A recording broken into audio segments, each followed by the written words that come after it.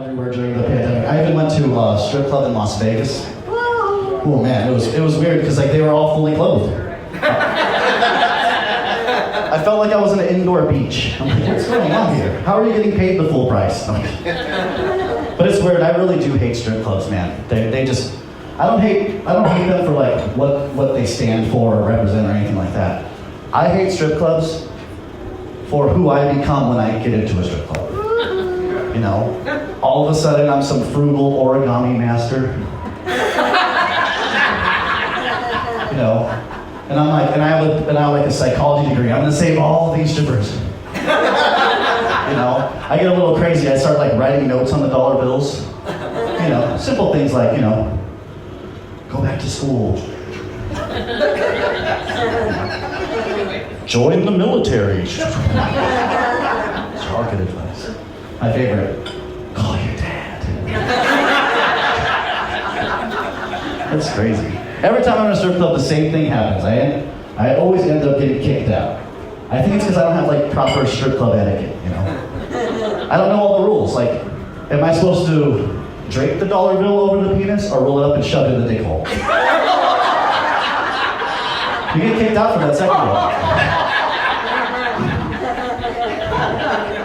I'm just kidding, guys. I'm too scared to go into a gay strip club. I'm just kidding. I'm just scared they wouldn't hit on me and I'd feel bad. I'd be like, what am I doing wrong? It's the haircut, right? These silly, silly people. Man, I heard you guys were all celebrating weed. That's pretty cool. That's good to celebrate. I do smoke weed, you know. I do it a lot, and it's mostly just panic attacks and paranoia. But I love that, man. I live for that shit.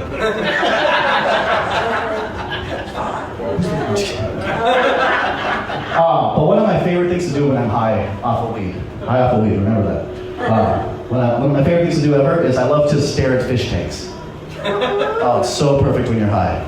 Every time I do it though, I'll be looking at there, just seeing the goldfish, Picassos. I have a nice fish tank, man. I'm not bragging, I'm just telling you, I'm staring at some real shit, you know?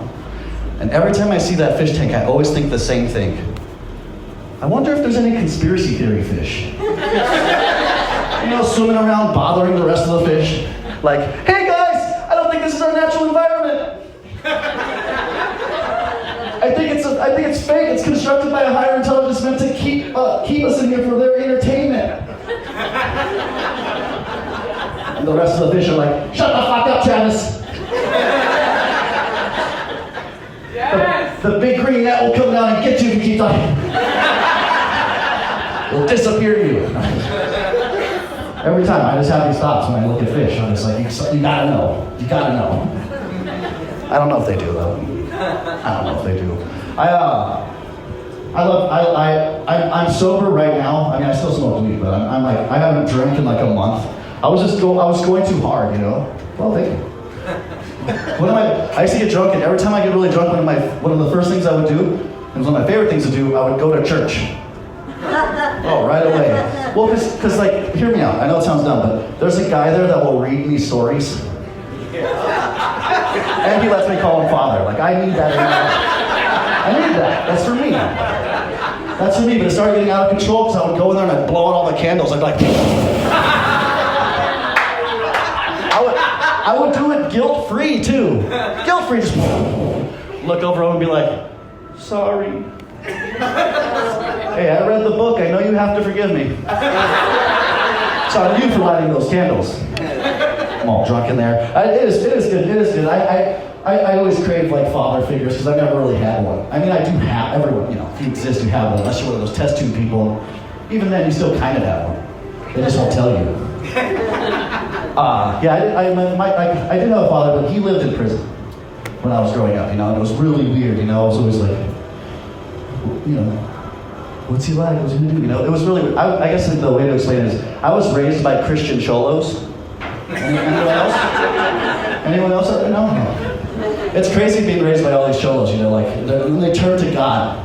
So former gangsters, now men of God. You know, and I would hear the weirdest conversations like as a kid. Like I would just hear like this. This is a real conversation I heard my uncles having at the dinner table. It went like this. Of course I'm going to heaven, fool. Today I donated blood and I saved 3 lives. So technically, I'm even. What the hell? I gotta even these people, man. It's confusing, man. I would sit in my bedroom as a little kid, just sit there like this and just be like, and just think this thought. This one thought would go through my head. When will my tattoos grow in? You know? I hope I'm on the right team, you know? It was weird, I didn't get the concept. I kind of get it now. I was never a really smart kid, you know? Never really. A big thing about me is I'm a recovering hater. I'm trying to let love into my life. I just started hating on everything. And for me, it started at a very early age. I can remember, back in kindergarten, I used to make fun of these 2 Mexican girls because they had sideburns and I didn't.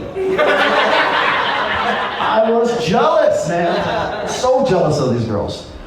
One day my mom was picking me up from school and she heard me saying it and she goes, "Arthur, stop calling your sisters that." I was like, "Come on, Mom, shave them, it's embarrassing." That's when we all learned to shave that day. No. Yeah, man, I used to hate, like, when I was young, I used to hate reading, or as I called it back then, letter math. I'm like, what? I just learned alphabet. I could already say the words now. It was so weird. I'm trying to be good. I'm trying not to hate on things as much, you know. I used to hate on my own father because I'm named after him, so it was like really embarrassing, you know. My legal name is inmate number 0026067. Junior, you know, I had to put it on Scantron. It's a tough life, man. It was really tough. Let's see, I like, alright, I gotta do this. I like watching movies and stuff, you know. I watched this crazy documentary where a scientist got a blowjob from a ghost. It was called Ghostbusters, you check it out.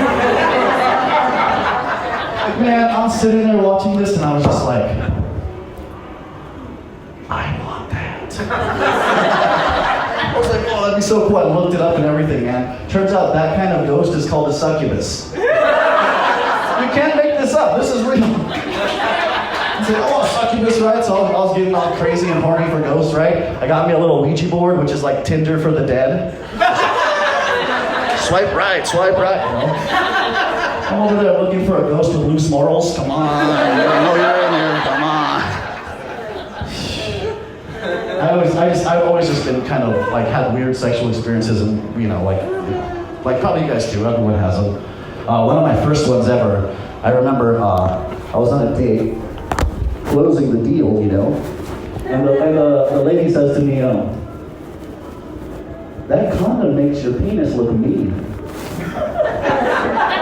I was like, what? So I waddled over to the mirror. And sure enough, man, that thing was looking hella suspect.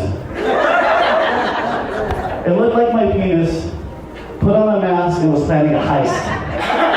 Right? It was gonna swaddle over to her and be like, "Spread 'em! Give me 3 minutes of your time and no one gets pregnant." And I was like, I don't want to be affiliated with this guy. You know, it's the equivalent of having a mustache on your penis. I don't want that. So then I got all self-conscious and shit. But it's not too bad. I'm not too worried about that stuff. I don't know if you guys can tell by looking at me, but I am a black belt in sex. That's right, you're looking at a fucking master. That's punny, you know. I wasn't always that good. You know, I was on his black belt level. I started off as a white belt. You know, I would do white belt things like get too drunk. Nothing's working. But I'm a problem solver, you know. I'm not gonna let that get me down. I know the other guy was talking about blue chews. I don't do drugs like that. I figured it out the right way. Here's what I did. Here's how I fixed my erectile dysfunction. I bought a strap-on. That's right. I mean, just because I have whiskey dick doesn't mean I have whiskey hips. I can still show around. I'm like,